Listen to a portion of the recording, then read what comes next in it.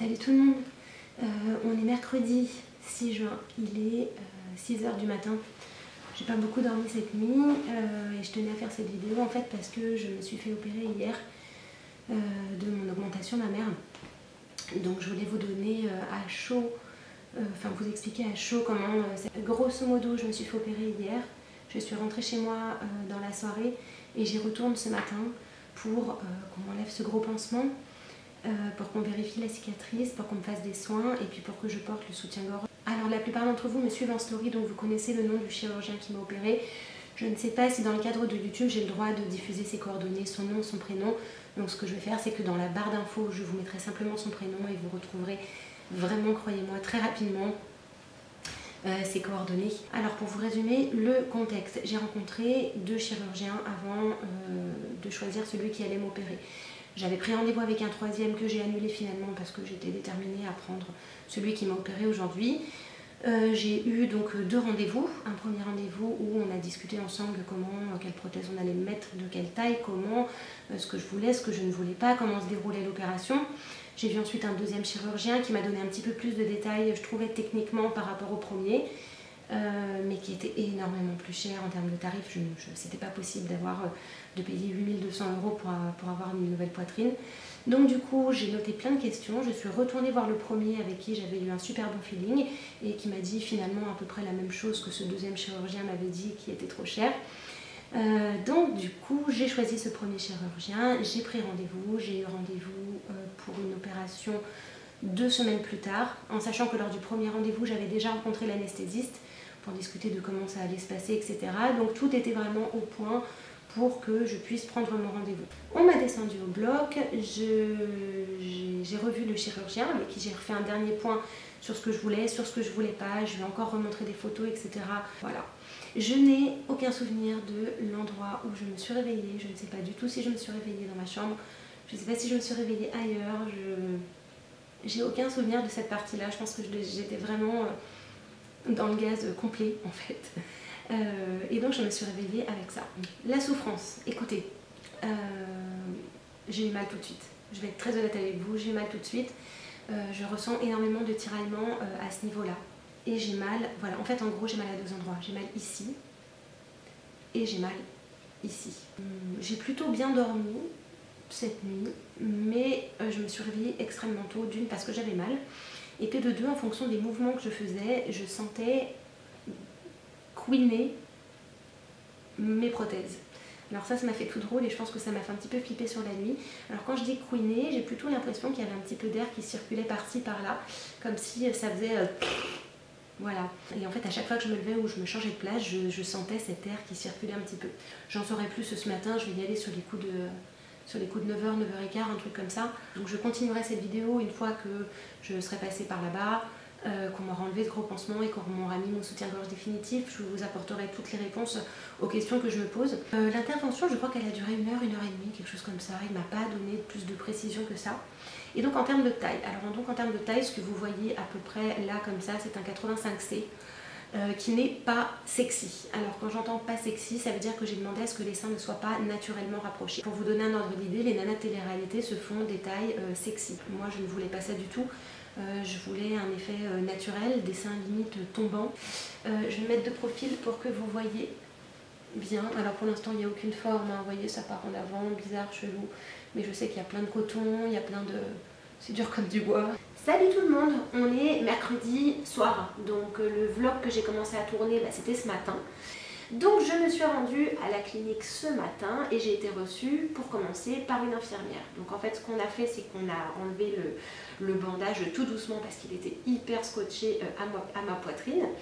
Elle m'a fait des soins, on m'a mis mon nouveau soutien-gorge, donc c'est celui-ci. J'en ai quand même profité pour poser quelques questions que j'ai posées en doublon au chirurgien, au docteur qui est venu me voir après l'infirmière. Donc en gros mes questions c'était de 1, pourquoi est-ce que j'entendais des bruits de glougloutement toute la nuit. Et elle m'a expliqué qu'il nettoie énormément le corps et les implants, etc. avec plein de liquide. Quand ils installent la prothèse, il reste encore un petit peu de flotte là-dedans. Et en fait, le temps que la prothèse se fixe et se mette bien en place, c'est l'eau qui circule et qui s'évacue petit à petit. Et donc ensuite, j'avais une deuxième question. Quand j'ai regardé ma poitrine, j'ai trouvé que sous la poitrine gauche, j'avais un espèce de cranté en dessous en fait, qui faisait que ma poitrine n'était pas vraiment ronde, enfin pas vraiment homogène. C'est un peu comme si, je dis bien comme si, j'avais un bourrelet de peau en dessous. Donc là j'ai commencé à flipper, je me suis dit qu'est-ce qui va se passer, pourquoi j'ai ça, etc. etc. C'est à ce moment-là que le chirurgien est arrivé, donc j'ai discuté avec lui de ses problèmes de glouglou et de ce petit bourrelet que j'ai. En fait il a dû me reconstruire clairement de la peau. Donc ce qu'il a fait, c'est que pour que les seins arrivent à la même hauteur, parce que là les seins sont carrément trop à la même hauteur, ils sont juste bien comme il faut, il a dû me prendre du gras du ventre qu'il a remonté en fait à l'intérieur de ma poitrine. Donc en fait il va falloir plusieurs mois pour que la prothèse se fonde avec ce nouveau gras qui m'a implanté en dessous. Si jamais dans 6 mois ça ne s'est pas complètement homogénéisé, localement, il me fera une anesthésie locale et il me, je ne sais plus trop quoi ce qu'il m'a dit, il me réinjectera un petit produit pour vraiment arrondir le tout et faire en sorte qu'il n'y ait absolument aucune démarcation. Donc pour l'instant je suis encore hyper enflée. Il m'a également injecté du gras au milieu, mais donc en tout cas pour le moment j'ai quelques petits bleus, mais alors c'est vraiment tout petit, j'ai vraiment pas grand chose. J'ai la poitrine qui est très enflée. J'ai toujours très mal, donc en termes de médicaments, je prends de la lamaline et de l'ibuprofène, j'alterne en fait, parce que franchement les douleurs sont relativement fortes. Franchement, après avoir vu mes nouvelles gougouttes et que Jean-Baptiste les ait vues, etc., je suis quand même franchement super contente du résultat. Salut tout le monde, on est aujourd'hui jeudi. Alors ne vous inquiétez pas, je ne vais pas faire comme ça tous les jours de la semaine, mais je pense que le moment où c'est le plus intéressant en fait, c'est quand on sort de l'opération. Quand j'ai mis le pied par terre, j'avais une douleur atroce dans tout le buste, sur les côtes ici, sur les côtés là, c'était terrible. Donc j'ai tout de suite pris mon médicament et je me suis regardée dans la glace de plus près. Et j'ai compris. D'ailleurs j'en ai parlé sur Snapchat, je vous ai tout de suite montré à vous. J'ai un énorme hématome ici. Donc l'hématome part de là, il va jusqu'au milieu de ma poitrine et il part jusqu'en dessous. Donc ma peau est extrêmement gonflée, sur les côtés aussi. Ici on a l'impression que mes seins continuent sur les côtés en fait, à l'arrière, vous savez, au niveau des bourrelets de soutien-gorge. Voilà, je suis très enflée. Donc du coup ce que j'ai fait, c'est que j'ai déposé Margot à l'école. Et une fois que j'ai déposé à l'école, j'ai téléphoné à la clinique en disant voilà bonjour, je suis assez gonflée et j'ai un hématome. Comment ça se passe? Alors elle m'a demandé de décrire mon hématome, mais enfin voilà, c'est pas quelque chose d'énormément bleuté, hein. Enfin on voit, je ne sais même pas si d'ici vous pouvez le voir. Donc étant donné qu'en gros j'ai pas la peau violette, j'ai pas la peau noire ou j'ai pas la peau rouge, ils n'ont pas besoin de me mettre des drains. Donc du coup je suis ressortie de là avec 3 produits. Le premier je vous le montre pas, vous le connaissez, ce sont les granules à l'arnica. Je suis repartie avec de l'extranase, ce nom me fera toujours délirer quoi. Et j'ai acheté quelque chose qui visiblement fonctionne super bien, ça s'appelle Protéo-Choc. C'est pareil, c'est des petites gélules, c'est des compléments alimentaires à base de porphyral, bon en gros, et d'huile de bourrache. En gros elle m'a expliqué que c'était une algue, c'est constitué d'une algue qui reconstruit les cellules de la peau. Donc normalement ma prochaine visite à l'hôpital sera pour me faire retirer les fils. Donc je pense que je continuerai ce vlog à ce moment-là. La douleur est franchement, pour être très honnête, omniprésente. Je suis très honnête avec vous, je ne fais pas ça pour vous décourager ou quoi que ce soit. Le but c'est que quand vous regardez ce vlog, vous sachiez à quoi potentiellement vous pouvez vous attendre. Tout le monde n'a pas mal comme moi j'ai mal. J'ai plusieurs copines qui se sont opérées de la poitrine et qui m'ont dit, bon, il y en a une, elle m'a dit j'ai eu un petit peu mal pendant 2-3 jours, après ça allait. J'en ai une qui m'a dit je n'ai pas eu mal du tout à partir du moment où je me suis réveillée de l'anesthésie. Et l'autre qui m'a dit j'ai eu un mal de chien. Donc chaque personne réagit différemment. Alors je ne vais pas non plus m'étaler 1000 ans sur ce sujet. Pour faire clair, pourquoi j'ai fait ça? Je n'ai jamais eu de poitrine. Ça ne m'a jamais complexée puisque j'ai très bien vécu avec mes petits seins. Hein. J'ai toujours plutôt très bien vécu. Ceci dit, la forme ne me plaisait pas. Et je vieillis. À 35 ans, même si on ne s'est jamais plaint de sa petite poitrine, à 35 ans, bah, on a une poitrine qui vieillit aussi. Et c'était plutôt le vieillissement de ma petite poitrine qui m'a dérangée. Donc voilà, mes seins vieillit et je me suis dit voilà, c'est le bon moment pour les refaire, pour avoir une jolie poitrine, etc. Et pour me sentir mieux dans mes pompes. J'ai aucun complexe absolu sur ma poitrine ni rien. C'est juste que j'avais envie d'avoir une poitrine qui était plus jolie. Donc tant qu'à faire, étant donné que j'ai toujours eu envie d'avoir une belle poitrine et que Dieu ne m'a pas construit avec une belle poitrine, c'était le moment. Donc j'ai fait beaucoup de recherches et franchement j'ai eu envie de sélectionner les plus réputés de Paris. Donc je me suis dirigée vers un premier chirurgien qui s'appelle Sidney. Je ne donnerai pas son nom de famille parce que sinon je pense que ma vidéo va être censurée sur YouTube. J'ai vu un autre chirurgien, donc Sidney me proposait des seins à 6 000 €. J'ai vu un deuxième chirurgien qui me proposait des seins à 8 125 €. Et j'avais pris rendez-vous avec un troisième chirurgien. Et au final, j'ai dû annuler le rendez-vous parce que sinon j'allais être prise par le temps et je n'allais pas pouvoir me faire opérer avant les vacances. Et que j'ai repris un rendez-vous avec Sidney qui de base avait un prix qui était quand même beaucoup plus abordable pour moi. Même si 6 000 € ça reste cher, ça rentrait quand même beaucoup plus dans mon budget. J'y suis retournée, il m'a reçue très agréablement, il a répondu à toutes mes questions. Sidney me plaît, je l'aime beaucoup, j'aime sa clinique est absolument magnifique. En plus il a sa propre clinique à lui, donc c'est pour ça que le prix est moins cher, c'est parce qu'il est propriétaire de sa propre clinique, alors que les autres vont opérer dans d'autres cliniques, donc ça ajoute des frais, etc. Bref, tout me plaisait chez lui en fait. J'ai vu plein de nanas ressortir avec chirurgie des paupières, avec chirurgie mammaire, etc. Et je trouvais que les personnes étaient bien, j'ai vu personne en pleurs, j'ai vu personne triste, etc. Tout le monde était heureux, tout le monde était sympa. Il a pris énormément de temps pour moi, donc je me suis dit ok c'est bon, ce sera lui. Salut tout le monde, j'espère que vous allez bien. On est tout début septembre puisque la rentrée scolaire vient d'avoir lieu. Et donc j'attaque la dernière partie de cette vidéo qui concerne mon augmentation mammaire. Alors je pense que ce qu'il faut retenir vraiment de très important dans tout ce que j'ai dit avant, c'est de 1, bien choisir son chirurgien, et je pense que j'ai fait le bon choix. Et de 2, se préparer à la douleur. Bref, que s'est-il passé? Donc j'y suis retournée 15 jours plus tard pour retirer mes fils, puisque je n'avais pas de fils résorbables. J'ai pas posé la question à savoir pourquoi est-ce que j'avais des fils classiques et pas des fils résorbables, parce qu'il y a pas mal de chirurgiens qui utilisent maintenant des fils résorbables.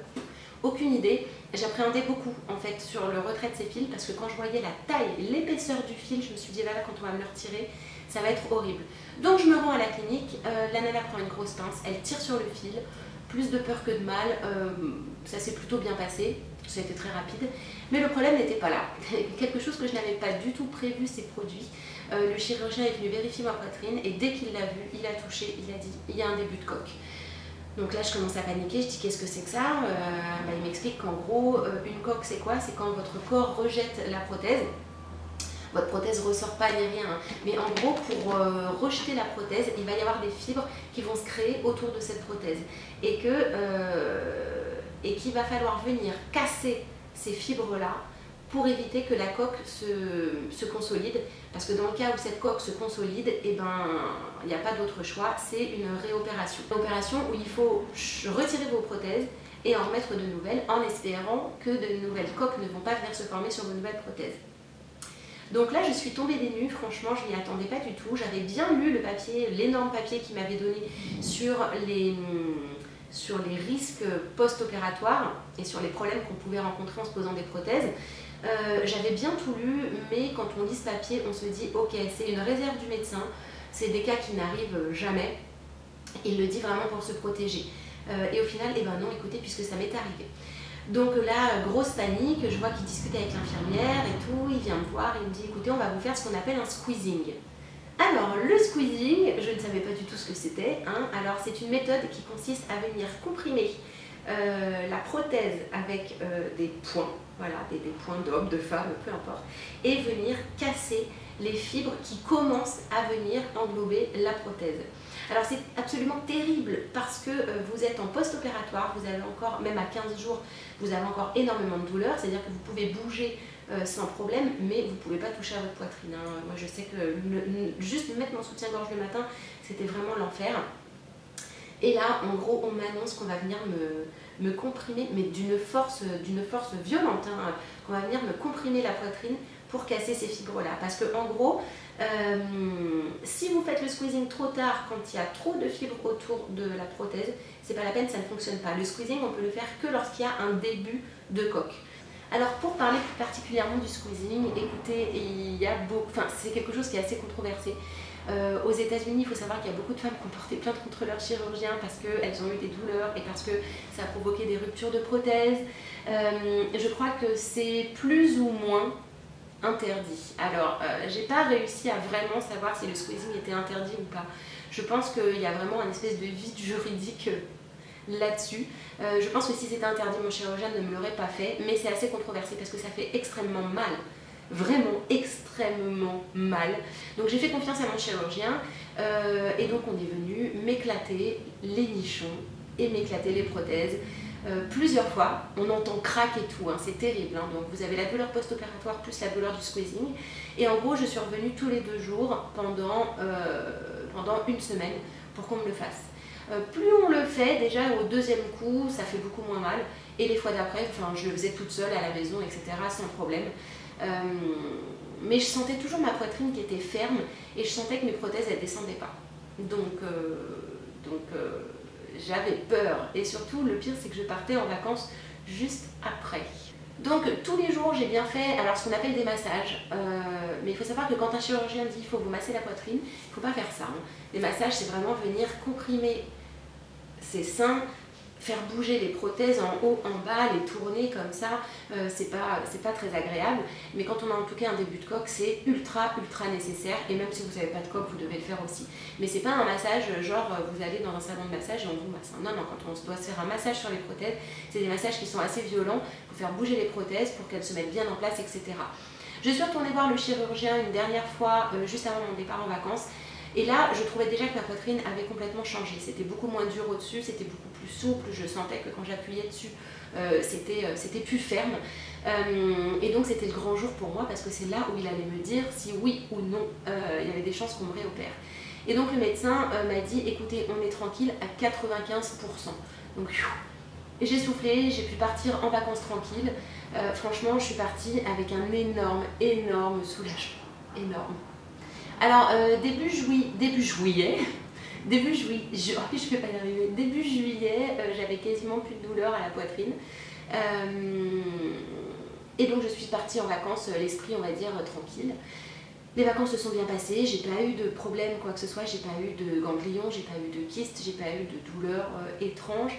J'ai bien continué pendant les 2 mois de vacances les massages et le squeezing, puisque je me faisais du squeezing toute seule à la maison. Et donc là, hier, j'ai eu mon rendez-vous de contrôle avec le chirurgien qui m'a dit que c'était nickel, qu'il n'y avait pas de souci. En revanche, moi j'ai trouvé qu'une prothèse était un petit peu moins descendue qu'une autre. C'est-à-dire que ça ne se, franchement, quelqu'un qui voit ma poitrine comme ça ne voit absolument pas. Hein. Mais moi je le sais puisqu'évidemment ce sont les miens et que j'avais envie de nichons absolument parfaits. J'ai remarqué que j'avais la prothèse gauche qui était un petit peu moins descendue que l'autre et que de ce fait, le dessus de poitrine était très légèrement plus bombé et que j'avais un tout petit peu moins de galbe en fait sous le sein. Donc lorsque je suis allée voir mon chirurgien hier, il a fait un contrôle, il a dit que la poitrine était nickel, j'avais plus de coque, j'avais rien, qu'il fallait quand même continuer régulièrement les massages de temps en temps pour l'entretien. Et donc il m'a proposé de me faire une petite retouche, parce qu'il a vu hein, ce dont je lui parlais, il a dit c'est minime, hein, mais il a tout de suite accepté de me faire une petite retouche qui va consister à réinciser en dessous l'aréole et venir descendre un petit peu ma prothèse et refermer. Donc c'est quelque chose qui se fait en local, en ambulatoire évidemment, vous arrivez, vous repartez 1 heure après, vous pouvez rentrer chez vous. Ça va juste nécessiter à ce que je remette, je crois, un petit peu mon soutien-gorge post-opératoire et à ce que je vienne retirer les fils 15 jours après. S'il me met des fils qui ne sont pas résorbables. Donc voilà où est-ce que j'en suis aujourd'hui, mais en tout cas je n'aurai plus de risque de coque. C'est une intervention qui ne fait pas mal et donc je suis tranquille en ce qui concerne les risques post-opératoires maintenant en fait. Donc voilà, je me sens franchement hyper soulagée, je suis tranquille avec cette histoire de coque. Je veux dire, c'est ce qui m'ennuyait le plus. Si vous saviez comment j'ai pleuré quand il m'a annoncé que j'avais des coques, franchement c'était terrible. J'en avais beaucoup parlé sur Instagram parce que j'avais besoin d'en parler, j'avais besoin d'avoir l'avis de nanas qui me suivent, etc. Il y a des filles qui ont eu des coques et qui se sont fait opérer 4 fois en l'espace de 7-8 ans. Je ne sais pas si vous vous rendez compte, d'autres qui se sont fait opérer, beaucoup se sont fait opérer 2 fois à cause des coques, etc.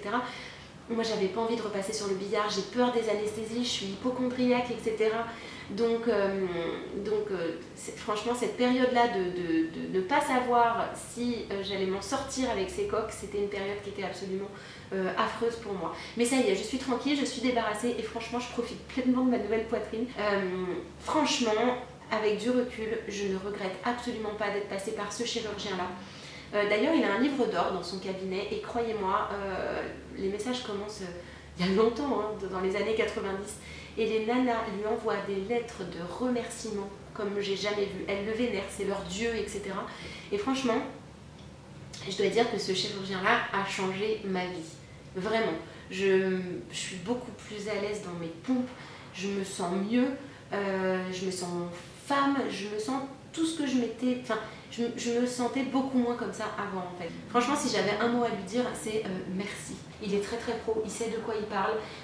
Son seul petit défaut, franchement, je trouve qu'il est trop expéditif dans ses explications. Vraiment, y aller avec une liste de questions précises quand on est sur place, parce que sinon lui il rentre pas dans le détail. Puisque lui, il sait ce qu'il va vous faire, je trouve qu'il ne prend pas assez la peine d'expliquer. Mais si vous faites bien votre boulot avant et que vous préparez une vraie liste de questions, il répond à tout sans problème. Il est super sympa, il est super humain. Alors maintenant, j'ai quelques petits conseils à vous donner si vous décidez de subir une augmentation mammaire parce que j'étais pas préparée dans le sens où quand je suis rentrée chez moi, je pense que j'aurais dû faire des choses au préalable juste la veille de mon opération. Et je ne l'ai pas fait parce que je ne savais pas. Et donc maintenant que je le sais, eh ben, je vais vous dire ça tout de suite parce que c'est important de vous donner des conseils. Premier conseil, si vous étiez sur le point de changer vos draps avant de vous faire opérer. Parce que croyez-moi, la douleur va être tellement forte que vous n'y arriverez pas. Deuxième petit conseil, si vous n'avez pas de marche-pied, allez en emprunter un à quelqu'un ou allez en acheter un, ça coûte 10 € sur Amazon. Mais ça vous permet de pouvoir fouiller en hauteur dans vos placards parce que vous ne pourrez plus le faire lorsque vous serez opéré. Vous ne pourrez pas lever les bras pendant au moins 15 jours. Donc pour rattraper toute la vaisselle qui est en hauteur, enfin qui est en hauteur ou même à hauteur de poitrine en fait, vous ne pouvez même pas faire ça. Enfin vous pouvez faire ça en gardant les bras collés. Donc avec un marche-pied en fait vous allez pouvoir attraper dans vos placards tout ce qui est un tout petit peu en hauteur parce que sinon sachez que vous ne pourrez pas le faire après l'opération. Ensuite je vous conseille de dormir surélevé pour votre première nuit. Et pour vos premières 15 nuits en fait, surélevé, soit vous achetez un carré, là, un demi-carré en pharmacie, ça coûte cher, si vous avez quelqu'un qui en a dans votre famille ou dans vos amis, empruntez-leur, vous allez dormir quasiment en position assise parce que sachez que le réveil, quand vous allez dormir, vous allez être ankylosé. Ensuite, le dernier petit conseil que je vais vous donner, c'est vraiment sur mon expérience personnelle. Si vous avez votre permis de conduire et si vous vous déplacez en voiture, pensez à mettre une corde, accrocher une corde au coffre de votre voiture. Parce que votre coffre, vous allez pouvoir l'ouvrir, mais vous n'allez pas pouvoir le refermer. Et croyez-moi, vous allez bien avoir l'air con dans la rue, avec le coffre ouvert, à demander à des gens de venir fermer votre coffre en expliquant que vous ne pouvez pas lever les bras. Voilà, je pense que j'ai tout expliqué en fait. Si j'ai un conseil à vous donner, franchement, si vous avez envie de le faire, que vous avez les moyens de vous payer ça, faites-le. Si vous en avez vraiment l'envie et que si ça vous ronge depuis longtemps, etc., après une ou plusieurs grossesses, où vous vous sentez mal dans votre peau parce que vous avez les seins qui tombent, les seins qui sont mous, si vous n'avez jamais eu de seins et que ça vous a toujours complexé, franchement, faites-le. N'ayez pas peur de la douleur, etc., parce que même si j'ai douillé comme une malade et que j'en ai pleuré tellement j'avais mal, ça ne dure pas longtemps. Et au final, vous avez mal une semaine, alors qu'après tout le reste de votre vie, bah, vous êtes tranquille, quoi. J'ai oublié peut-être de préciser, mes prothèses sont censées être changées tous les 20 ans. Voilà, je crois que de mémoire, je ne l'avais pas dit. Dans le cas où j'avais oublié, je préfère leur préciser ici. Voilà, pour moi, c'est une expérience qui est hyper, méga positive. Et j'en suis ravie. Et franchement, tout s'est très bien passé. Enfin, hormis les coques. Mais dans l'ensemble, tout s'est très bien passé. Je suis ravie du chirurgien de la clinique, je suis ravie du résultat. Chez ce même docteur, dans cette même clinique, je vais très bientôt me faire un mésolift. Donc je filmerai tout ça, je vous expliquerai tout ça en vidéo ce que c'est. J'ai vraiment hâte de le faire. Ma mère en a fait un. Et les résultats sont absolument dinguissimes. Donc je vais y aller aussi. En même temps qu'elle d'ailleurs, parce qu'elle y retourne pour en refaire un autre. Je filmerai tout ça, donc on va reparler prochainement de cette clinique et des soins de médecine esthétique qu'ils proposent. J'ai hâte. Bref, je vous fais de gros bisous et je vous dis à très bientôt pour une prochaine vidéo. Ciao!